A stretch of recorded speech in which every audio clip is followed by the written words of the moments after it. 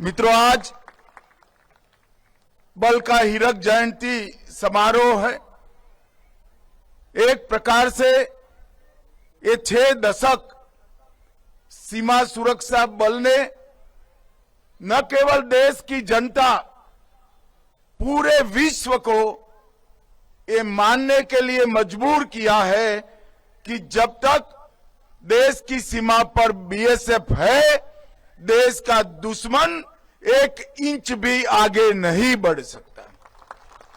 और ये first responder का रिस्पॉन्सिबिलिटी, जिस वीरता, दक्षता और प्राणों की भी परवाह करे बगैर अपने प्राणों की आहुति देकर बल के जवानों ने अब तक इसका निर्वहन किया है, वो मेरे लिए, इस देश के गृह मंत्री के लिए बहुत बहुत गौरव की बात है, अभिमान की बात है। और मैं सभी बल के जवानों को कहना चाहता हूं, न केवल देश के प्रधानमंत्री, न केवल गृह मंत्री, समग्र देश की जनता आपकी वीरता को सैल्यूट करती है, आपकी दक्षता पर भरोसा करती है और आपकी प्राण के अंत तक देश की सुरक्षा करने की धगस से निश्चिंत होकर 12 महीना चैन की नींद सोती है। और ये किसी भी बल के लिए बहुत गर्व का विषय है। मित्रों, सीमा सुरक्षा बल के अब तक 2013 बहादुर जवानों ने अपना सर्वोच्च बलिदान इस देश की सीमाओं को सुरक्षित करते हुए दिया है। न केवल देश की सीमाओं को सुरक्षित करते हुए, न जाने कितने यूएन के शांति मिशन और कितनी ही आपात स्थितियों में देश के अंदर भी, चाहे आतंकवाद का सामना करना हो, चाहे नक्सलवाद को समाप्त करने के लक्ष्य को सिद्ध करना हो, बीएसएफ के जवानों ने कभी पीछे मुड़कर नहीं देखा, हमेशा कर्तव्य को प्रथम मानकर काम किया है। और आज इसलिए देश की पूर्वी और पश्चिमी सीमा अटल, अड़िग और सुरक्षित है। इसका बड़ा यश हमारे बीएसएफ के वीर जवानों को जाता है। मित्रों, आज ये महोत्सव कच्छ की वीर भूमि पर आयोजित किया गया है और मेरे लिए विशेष आनंद का विषय है, क्योंकि मैं गुजरात से ही आया हूं, गुजरात से ही पला बढ़ा और यहीं से सार्वजनिक जीवन में मैंने शुरुआत की। एक कच्छ की वीर भूमि, अदम्य साहस के प्रतीक हमारे कच्छी लोग न जाने कितनी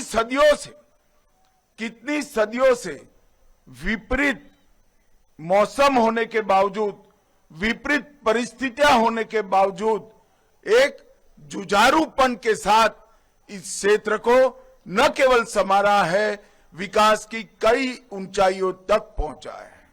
7वें दशक से अब तक जितने भी देश पर आक्रमण हुए, वो सभी आक्रमण का मजबूत सामना अगर किसी ने किया है तो मेरे कच्छ की जनता ने किया है।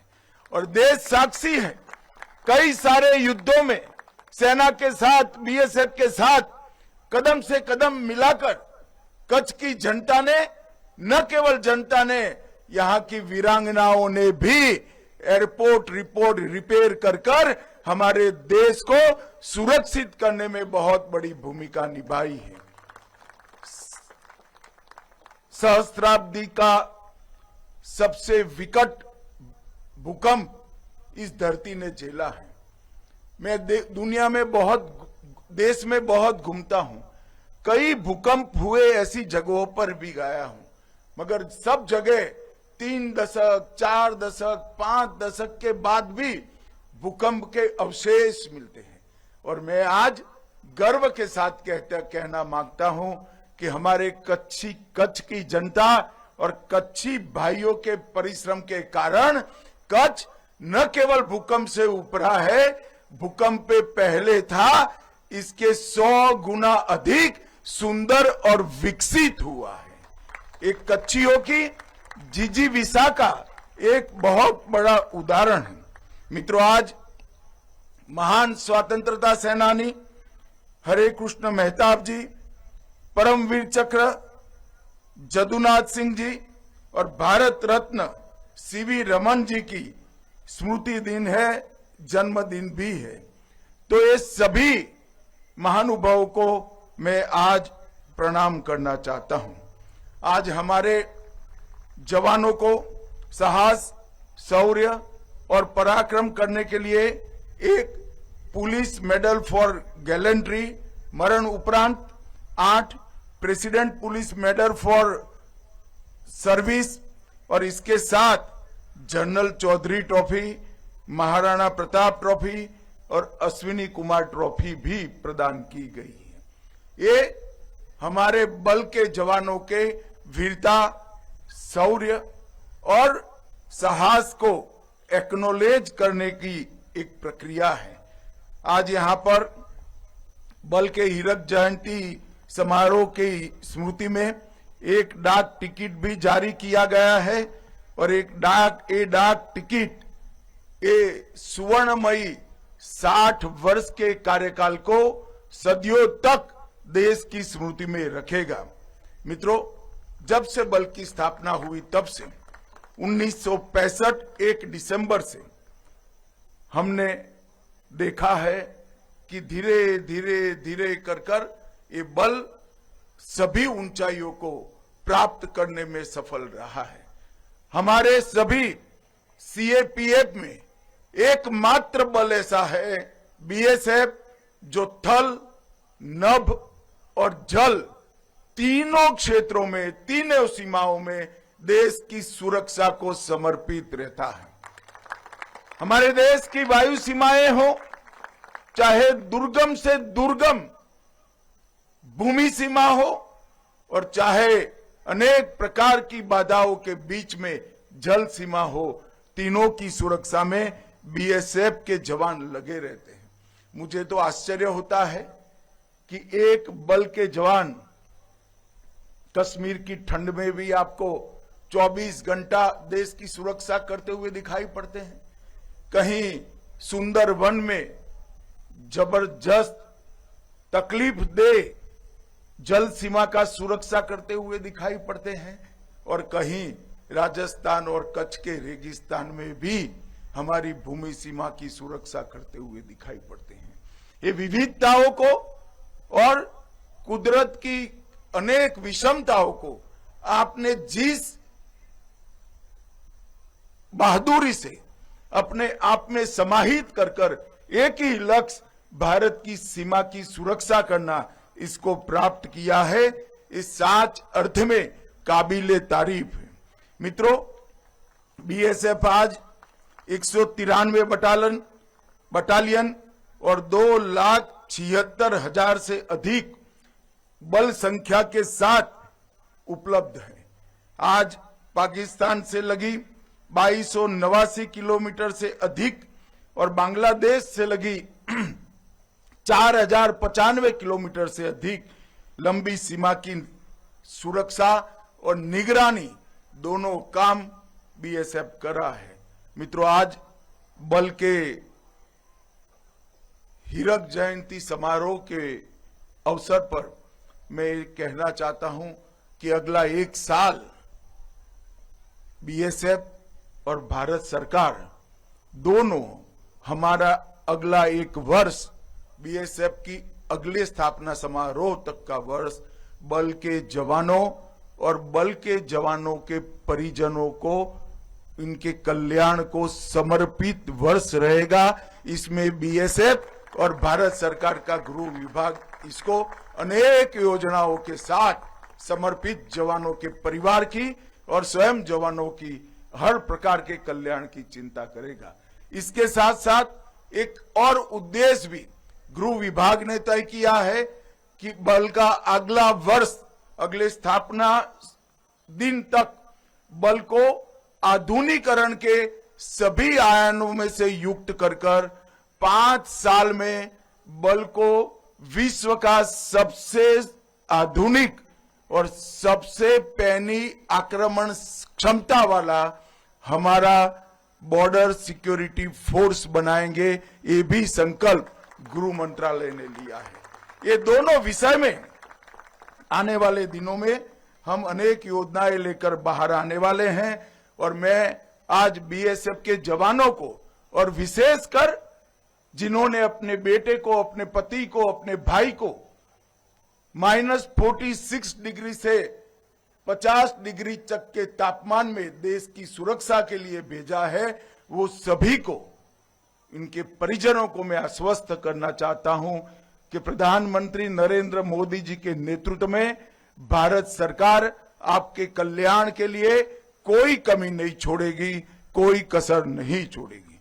मित्रों, अभी अभी पहलगांव में हमारे यात्रिकों पर कायराना हमला पाक प्रेरित आतंकवादी समूहों ने किया। हमारे यात्रिकों को निर्ममता से धर्म पूछकर मारा।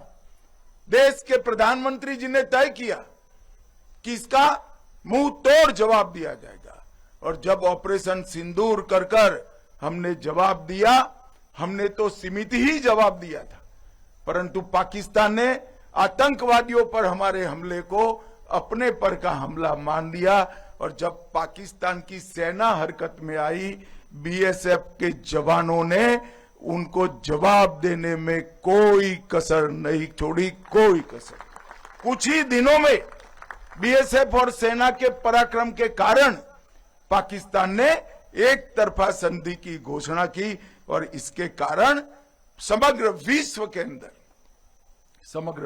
के अंदर ये निश्चित होगा कि भारत की सीमा और भारत के सुरक्षा बलों के साथ छेड़खानी नहीं करते हैं, वरना नतीजे भुगतने पड़ते हैं। मित्रों, जैसे मोहम्मद, हिजबुल मुजाहिदीन और लश्कर तोयबा के 9 स्थानों पर स्थापित मुख्यालय, ट्रेनिंग कैंप और उनके लॉन्च पैड्स को समाप्त करने का काम हमारी सेना ने किया और इस ऑपरेशन का उद्देश्य आतंकवाद का खात्मा, हमारे नागरिकों की सुरक्षा और सीमावर्ती क्षेत्रों की सुरक्षा था। और इस ऑपरेशन के दौरान सब इंस्पेक्टर मोहम्मद इम्तियाज अहमद और हमारे सिपाही श्री दीपक जी शहीदी को प्राप्त किए और एक अद्वितीय वीरता का परिचय दिया है। मैं आज वो दोनों हमारे वीरों को मनपूर्वक श्रद्धांजलि देना चाहता हूं।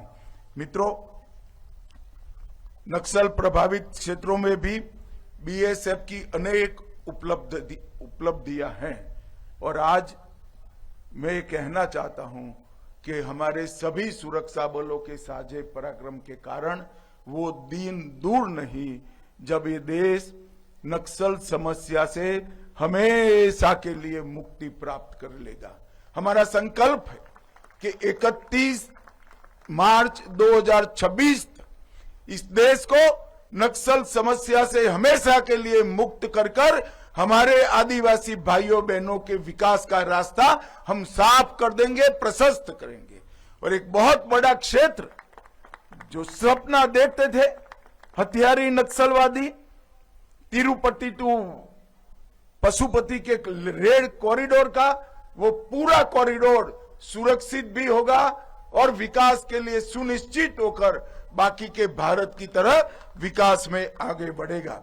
उसमें बीएसएफ ने छत्तीसगढ़ में 127 माओवादियों का आत्मसमर्पण कराया है, 73 माओवादियों को गिरफ्तार किया है और 22 माओवादियों को बीएसएफ ने न्यूट्रलाइज भी किया है।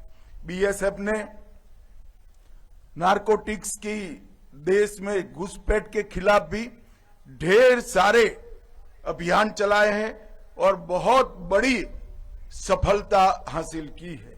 12,95,000 करोड़ रुपए का कीमत का नारकोटिक्स बीएसएफ ने जब्त किया है और 18,000 किलोग्राम, ये बहुत बड़ी उपलब्धता है मित्रों। मगर आज बीएसएफ देश की सभी सीमाओं पर घुसपैठ को रोकने में लगी है। और घुसपैठ को रोकना केवल देश की सुरक्षा के लिए जरूरी है, देश की लोकतांत्रिक व्यवस्था को प्रदूषित होने से बचाने के लिए भी घुसपैठ को रोकना जरूरी है। मगर दुर्भाग्य की बात है, कुछ राजनीतिक दल एक घुसपैठिया हटाओ का जो अभियान है इसको निर्बल करने में लगे हैं। और वो राजनीतिक दल चुनाव आयोग द्वारा जो एसआईआर की प्रक्रिया चल रही है, मतदाता सूची का शुद्धिकरण जो चल रहा है, इसका खिलाफत कर रहे हैं। मैं आज इस हीरक जयंती समारोह में बहुत स्पष्ट करना चाहता हूं कि हम इस देश में से एक एक घुसपैठिए को चुन चुन कर बाहर निकालेंगे, ये हमारा प्रण है। इस देश के किसी भी राज्य का मुख्यमंत्री कौन हो, देश का प्रधानमंत्री कौन हो, वो निर्णय केवल और केवल भारत का नागरिक कर सकता है। कोई घुसपैठिए को अधिकार नहीं है कि हमारी लोकतांत्रिक प्रणालिका को वो प्रदूषित करे और हमारे लोकतांत्रिक फैसले को प्रभावित करे। मित्रों, एसआईआर देश को एक प्रकार से हमारे लोकतंत्र को सुरक्षित करने का और निर्मल करने की प्रक्रिया है। मैं आज यहां से अपील करना चाहता हूं कि देश की जनता एसआईआर की प्रक्रिया में जो चुनाव आयोग के द्वारा चल रही है उसका पूरा समर्थन करे।